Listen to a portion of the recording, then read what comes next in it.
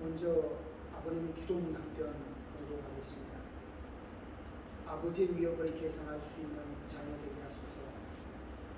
아버님, 저희가 대상을 미친 듯 사랑하고 나서도 또 사랑하고 싶은 마음에 몇 번이라도 미칠 수 있는 동기를 갖지 못하였기 때문에 결정적인 사랑의 권한을 가질 수 없는 자신이라는 것을 나타나게 하여 주시옵소서.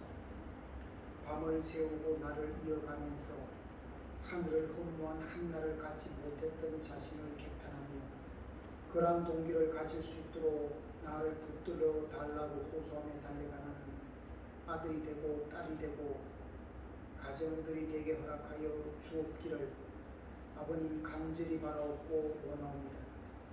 저희들이 세상의 가정과 세상의 나라와 세상에 있는 사람들 앞에서 그 이상의 가치를 지니고 그들을 기쁨으로 축복해주는 자녀들이 되어야 하겠습니다. 그래 더 높은 것을 새롭게 창조하는 자녀들이 될 때 만사가 형통한다는 사실을 알게 허락하여 주시옵소서. 하나님을 대신하는 부모의 입장으로 나타나는 자리에는 영계가 동원된다는 것을 확실히 알게 허락하여 주시옵소서.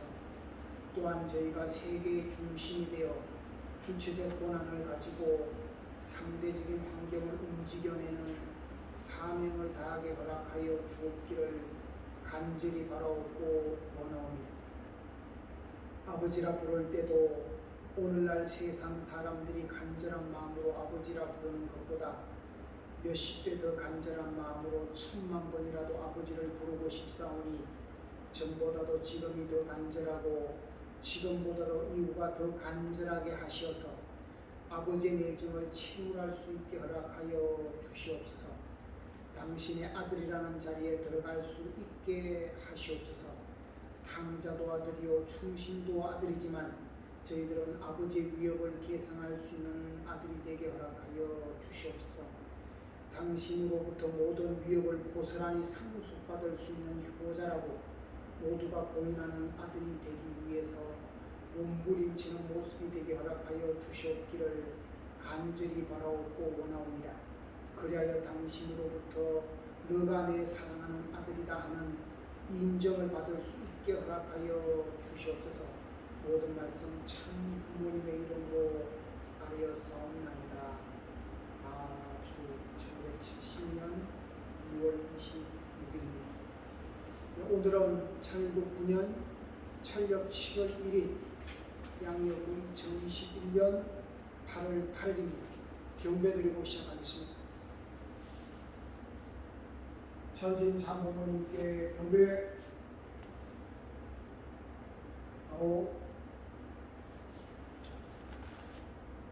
말씀은 원리강론 44페이지 공독하겠습니다. 하나님은 만물 세계를 창조하신 후 끝으로 자기의 성상과 형상대로 희로애락의 감성을 가진 인간을 창조하시어 그를 보시고 즐기려 하셨던 것이다. 그러므로 하나님이 아담과 헤와를 창조하시고 나서 생육하고 번성하여 만물 세계를 주관하라 하신 3대 축복의 말씀에 따라 인간이 하나님의 나라 즉 천국을 이루고 기뻐할 때에 하나님도 그것을 보시고 가장 기뻐하실 것은 두말할 필요도 없다는 본문의 내용을 가지고 3대 축복을 이룬다는 것에 대해서 말씀을 드리겠습니다. 먼저 인사 말씀을 드리겠습니다. 열돔 현상이 지나가고 한낮에는 이전만큼 덥지 않고 밤에도 이전보다 훨씬 시원해져서 이제는 잠을 잘만 합니다. 35도가 넘어갈 때는 멍하게 무기력하게 시간을 보내었던 것 같은데 이제 정신이 조금씩 들게 됩니다. 절기는 어김없이 돌아오고 우리의 생각도 시간이 경과하면 변합니다. 본문의 말씀은 지난 설교 말씀과 더불어서 그리고 새벽 훈독회 했던 내용에 조금 첨가했었는데 이번에 그 내용에서 조금 더 첨가해서 3대 축복의 연장선상, 그래서 3대 축복을 이룬다는 제목으로 말씀을 드리겠습니다. 본문의 내용은 3대 축복의 말씀인데요. 3대 축복은 하나님께서 천지를 창조하신 후 마지막으로 인간을 창조하시고 주시는 축복입니다.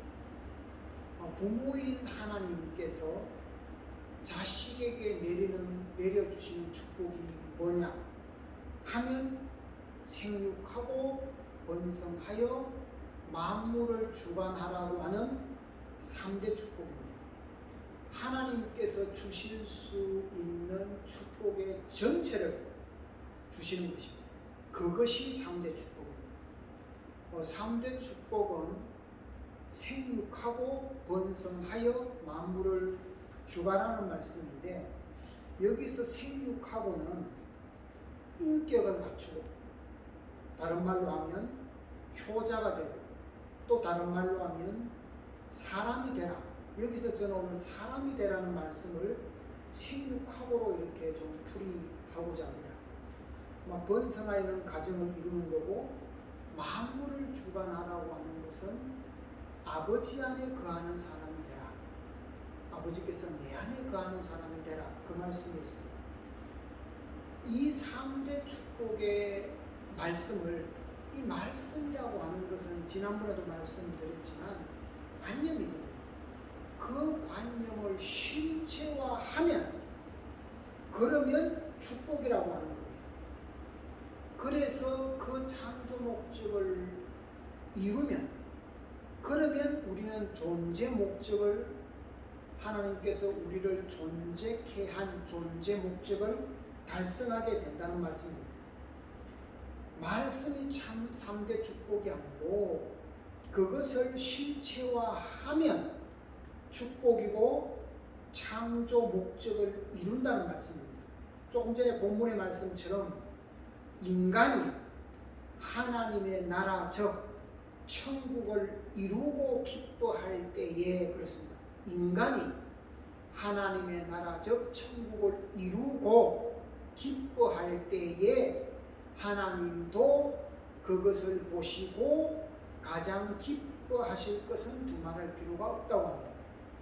인간이 하나님의 나라 즉 천국을 이루고입니다.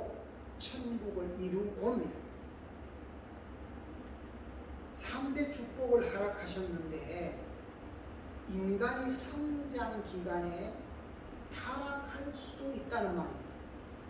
그래서 창조 목적을 이루면 이라는 단서가 붙고 타락하지 않으면 이라는 단서가 붙습니다. 창조 목적을 이루면 이라는 단서가 붙고 타락하지 않으면 이라는 단서가 붙습니다. 하나님께서 따먹지 말라고 하는 말씀은 명령이 아니고 사정하신 겁니다. 말씀이 강한 명령처럼 들리기 쉽지만 하나님의 사정을 들여다보면 명령하시는 것이 아닙니다. 따먹으면 안 된다고 사정을 합니다. 부모가 자식에게 명령을 하겠습니다. 자식을 키우다 보면 자식은 부모의 말이 명령처럼 들릴 수 있겠지만 부모의 입장에서 자녀에게 하는 말은 사정입니다. 그럼 명령이냐 사정이냐, 그것은 철들어 오면 사정으로 느낀다 그 말입니다. 철들어 오면 사정으로 느낀다 그 말입니다. 철들어 오지 않으면 명령이죠. 선생님께서 학생에게 공부하라는 말도 학생이 어리면 잔소리입니다. 선생님의 말씀이 잔소리입니다. 학생들이 철들어 오면 제발 공부해서 너희들이 갈 길을 너희들이 공부해서 열으라고 하는 말씀입니다. 어떻게 들리느냐? 어떻게 받아들이느냐 하는 것은 대상인 학생의 마음의 수준입니다. 물론 이것은 학생과 부모와의 관계 속에서 성장해 와서 다시 선생님과의 관계 속에서 되어지는 내용입니다. 가정에서도 부인이 남편에게, 남편이 부인에게 하는 말이 조금 변해 주었으면 하는 말을 합니다. 한마디로 말하면 잔소리를 한다고 말입니다. 조금 변해 주었으면 하는 부탁의 사정의 말을 상대방에게 합니다. 이것을 어떻게 받아들이냐 하는 겁니다. 상대자가요. 잔소리로 들리면 불화하게 되죠. 그런데 이대로 가면 불화할 수 있으니까, 감당하기 어려우니까 당신이 변해 주어야 관계가 설정된다고 사실은 사정하는 말입니다. 좀 심하게 말하면 최후의 통첩을 하는 겁니다. 근데 그것을 무시하는 거예요. 그러면 이제 배우자가 저를 무시하게 되겠죠.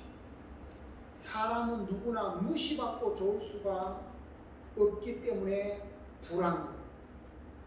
다시 조금 전 내용으로 돌아가서 따먹으면 정녕 죽는다고 말합니다. 따먹으면 사람이 되지 않고 동물이 된다고 말을 합니다. 동물의 이기적 DNA 유전자를 가지게 된다는 것입니다.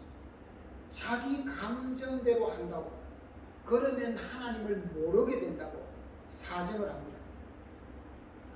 자, 자기가 있다는 말이 불안한다는 말입니다.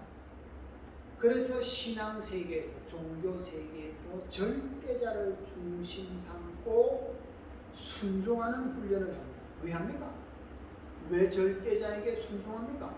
절대자에게 순종해서 뭐가 좋아집니까?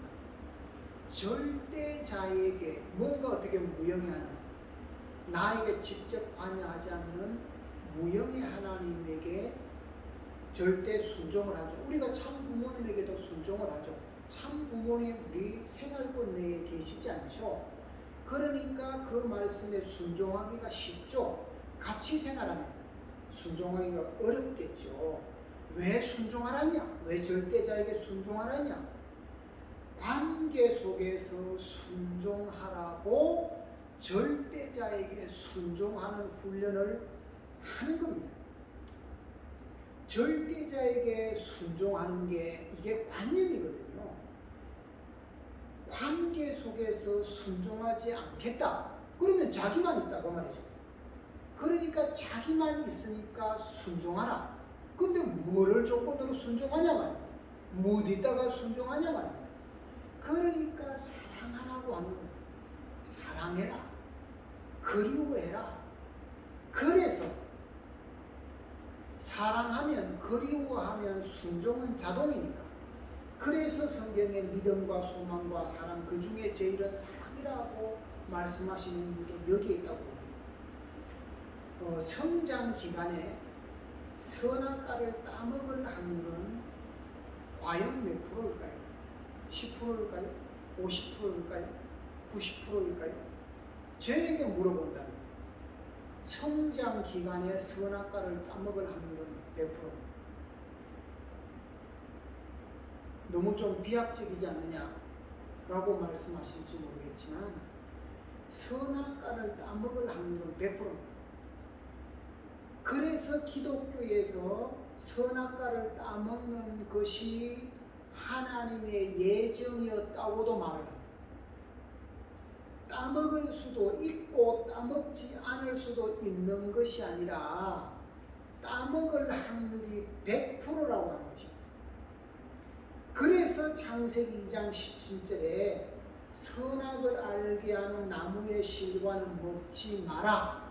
너가 먹는 날에는 정녕 죽으리라 합니다. 선악을 알게 하는 나무의 실과는 먹지 말라.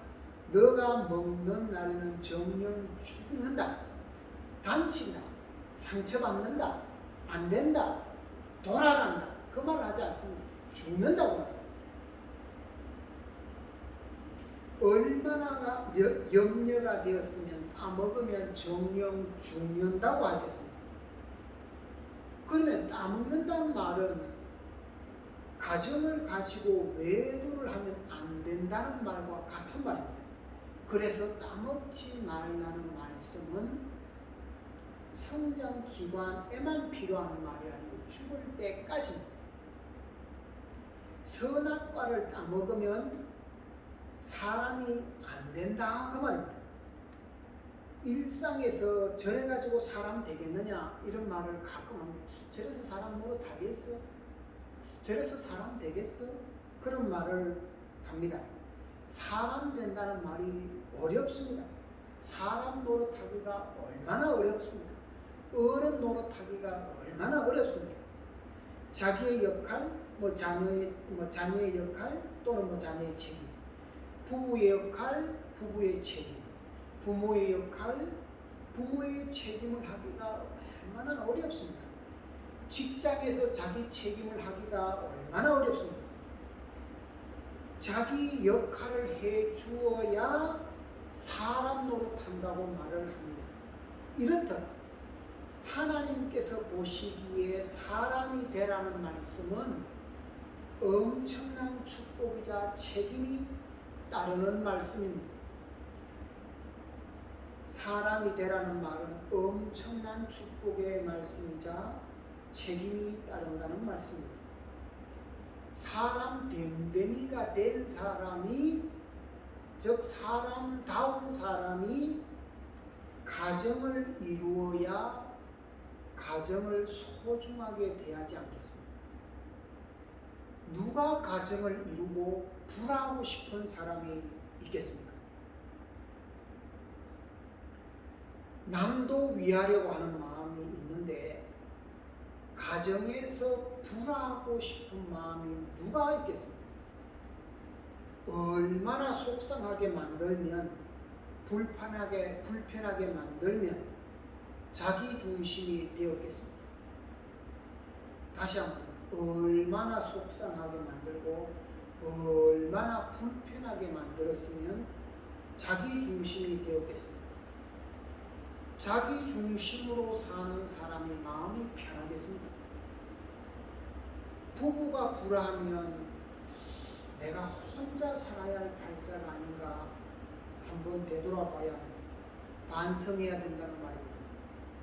화목하기 위해서 목숨을 걸어야 합니다. 화목하기 위해서 목숨을 걸어야 합니다. 불하면 그러면 쪼개는 승리를 하죠. 그래서 우리가 이 원리를 부분 보면 위험합니다. 전체적인 맥락을 봐야 좀 이해를 하고 숨을 쉴 수가 있습니다. 전체 맥락을 이해하면 분립섭리가 원리적인 길이 아닙니다. 처음에는 쪼개는 섭리를 한다, 분립섭리를 한다, 그렇게 말씀이 맞는 것 같습니다. 같이 있으면 불화하고 죽일까봐 분립섭리를 하지 않습니까? 왜 분립섭리하죠? 분립섭리를 하면 한이 생기지 않나요? 분립섭리하면 사랑이 생기나요? 안 되니까 분립섭리하는 거 아닙니까? 같이 있으면 불화하니까 분립섭리를 하잖아요. 그러니까 같이 있으면 불화하고 그 불화의 정도가 세지니까 죽인다는 거예요. 그러니까 분립섭리를 하는 겁니다. 에서가 야곱을 죽이려고 하니까 엄마가 야곱을 하나로 보내지 않습니까? 이스라엘에서 이집트가 얼마나 먼 거리입니까? 옛날에 못 타고 갔겠습니까? 걸어서 가든가 아니면 낙이 탔든가 이럴 거 아닙니까? 요즘처럼 자전거 타고 가는 것도 아니고 자동차를 타는 것도 아니고 비행기 타는 것도 아니고. 그러니까 죽기를 각오하고 보내는 길이 됩니다. 죽일까봐 차선책으로 죽을지도 모르는 먼 하란으로 보내는 겁니다. 가인이 아벨을 죽이는 것을 이 사람들은 역사 속에서 배웠지 않습니까? 그러니까 자기가 죽일까봐 분립성리를 하는 겁니다. 자기가 많은 사람이 불쌍하지 않습니까? 남에게 불편함을 주는데 자기 마음은 얼마나 괴롭겠습니까? 그리고 지금까지 얼마나 많은 사람에게 불편함을 주었겠습니까? 그것이 그대로 이어지다가 지금 내 앞에 와서 나와 불하고 있는 거 아닙니까? 다음은 이제 상축복은 만물주관인데요. 하늘 사람이 되라는 것입니다. 사람 됨됨이가 되어야 하늘 사람 되는 거 아닙니까? 그래도 하나님이 보시기에 믿음직하다. 그래야 내 사람이라 그러지 않겠습니까? 마음으로는 마음의 중심의 절대자 하나님에게 아버지인 하나님을 모시고 사위 기대에서 화목하는 것입니다. 가정에서 옳은 것이 어디 있습니까? 불화하면 옳고 맞아도 틀린 것이 됩니다. 불화하면 옳고 맞아도 틀리다고 말합니다. 원리적이지 않아도 화목이 먼저입니까? 라고 물으면 원리적이지 않는데 화목할 수가 있겠습니까? 마음에 내키지 않는 일을 하면서 만족할 수가 없다 그 말입니다. 이제 식구님들의 연세가 점점 들어갑니다. 가정에서 조금 더 움직이시고 조금 더 상황을 살피면서 눈치를 보라고 말입니다. 상황을 살피면서 생활하시면 이전보다 좀 더 관계가 좋아지지 않겠습니까? 사회 기대권 내의 사람들에게 마음을 얻는 것이 하나님의 마음을 얻는 것입니다. 다시 한번요. 사회 기대권 내에 사람들에게 마음을 얻는 것이 하나님의 마음을 얻는 것입니다. 조금 더 확장하면 그 다음 단계의 사람들, 나와 가까이 하고 있는 그 사람들에게 마음을 얻는 것이 하나님의 마음을 얻는 것입니다. 사위 기대권 내의 사람들과 화목하는 것이 하나님과 화목하는 것입니다. 믿음으로 가는 세계가 아닙니다. 사위 기대권이 내가 싸우는 싸움터이고 결실해야 할 최종 목적지입니다. 사위 기대에서 마음을 얻는 우리 모두가 되셨으면 좋겠습니다. 기도 올리겠습니다. 지금은 본향 땅에 정착을 넘어 안착하는 시대라 합니다. 그런 시대권은 하늘 부모님과 참 부모님께서 열어주셨는데 우리가 안착할 수 있는 터가 있느냐 한번 되돌아 봐야 합니다. 우리가 머무는 곳은 가정입니다. 가정은 천국의 안식처가 되어야 합니다. 그러려면 그 말은 배웠는데 그러려면 어떻게 해야 됩니까? 가정이 천국의 안식처 모델이 되려면 얼마나 자기가 없어야 돼요? 얼마나 자기가 없어야 상대방이 천국을 누리겠습니까? 상대방 마음이 천국을 누려야 그래야 내 마음을 천국으로 만들지 않겠습니까? 누가 먼저 죽느냐 그 말 아닙니까? 위할 마음만 있으면 죽는 단계는 이미 지났습니다. 죽을 필요가 없습니다. 위할 마음만 있으면 그 다음은 발전입니다. 그래서 서로에게 관심을 가지고 마음을 열어서 조심하면서 그 말은 다른 말로 하면 눈치를 보면서 그래서 상대방의 마음을 얻어야 그 그래야 가정이 천국이 되고 하나님의 마음을 얻는다는 것 기억하셨으면 좋겠습니다. 이제 이 더위도 막바지를 향해 가는 듯합니다. 절기도 그렇지만 이제 조금 더 있으면 아침 온도가 25도 이하로 내려간다고 합니다. 이제 그동안 좀 무기력한 시간을 보냈다면 이제 차차 정신이 맑아져서 새롭게 무엇을 중심 삼고 싸워야 하는지, 그리고 그 싸움에서 반드시 이겨야 한다. 그래서 우리 모두가 승리자가 되었으면 좋겠습니다. 이 모든 말씀 축복 중심 가정 주님으로 보고드리며 아뢰었사옵나이다.